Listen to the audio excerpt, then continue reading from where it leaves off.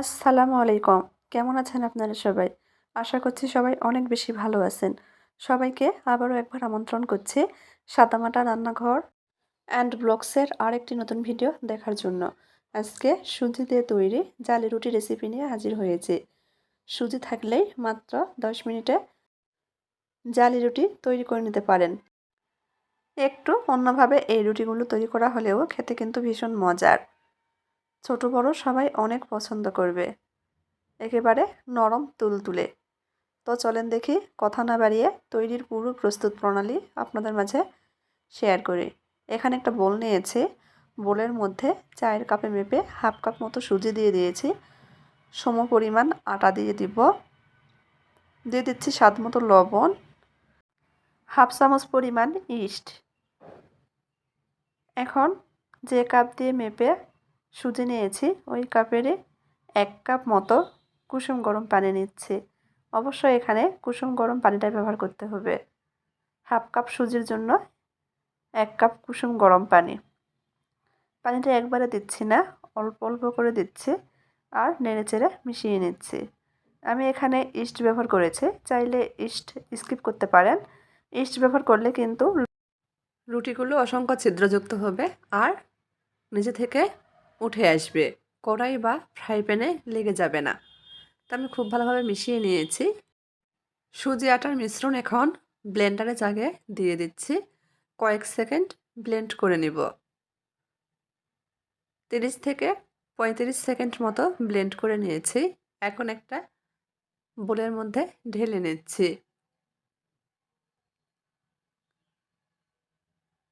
সুজির এই ব্যাটার এখনও কিন্তু গাঢ় আছে। এখানে আমি আরও হাফ কাপ মতো পানি দিয়ে দেব। তবে পানিটা আবারও অল্প অল্প করে দিচ্ছি আর মিশিয়ে নিচ্ছি।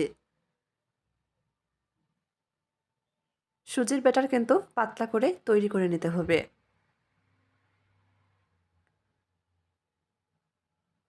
এখন এর মধ্যে হাফ চামচ মতো বেকিং পাউডার দিয়ে দিচ্ছি। নেড়েচেড়ে মিশিয়ে নিচ্ছি।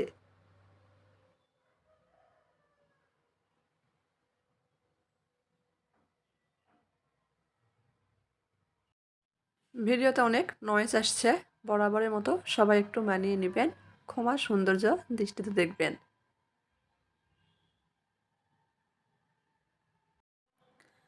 ভালোভাবে মিশিয়ে নিয়েছি। এখন এই ব্যাটারে ঘনত্বটা দেখিয়ে দিচ্ছি। দেখেন এই ব্যাটারের ঘনত্ব কীরকম হবে। একেবারে পাতলাও না, আবার খুব বেশি গাঢ়ও না। ঠিক এইভাবে তৈরি করে নিতে হবে। এখন রুটিগুলো তৈরি করে নেওয়ার পালা। চুলার উপর ফ্রাই প্যান বসে দিয়েছি। হাই হিটে ফ্রাই প্যান গরম করে নিয়েছি। টিস্যুতে একটু তেল নিয়ে পুরো ফ্রাই প্যান মুছে নিচ্ছি। এতে করে রুটিগুলো কিন্তু খুব সহজে উঠে আসবে। 2 হাতা মতো ব্যাটার ফ্রাই প্যানে দিয়ে দিচ্ছি। হাতল ধরে ঘুরিয়ে নিচ্ছি।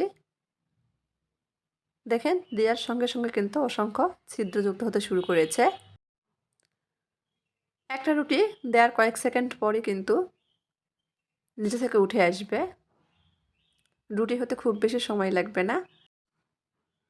40 থেকে 45 সেকেন্ডের মধ্যেই কিন্তু একটা রুটি হয়ে যাবে। কাছ থেকে দেখিয়ে দিচ্ছি, দেখেন কতটা ছিদ্রযুক্ত হয়েছে।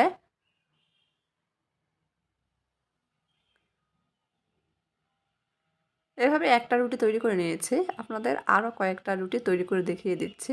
আবারও 2 হাতা মতো ব্যাটার ফ্রাই প্যানে দিয়ে দিচ্ছি। হাতল ধরে ঘুরিয়ে নিচ্ছি। দেখেন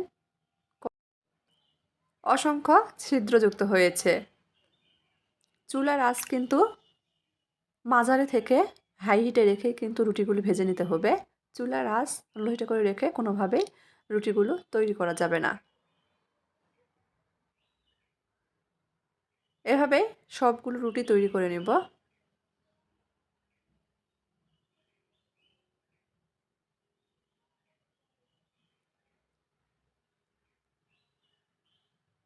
সবগুলো সুজির জালি রুটি তৈরি করে নিয়েছি।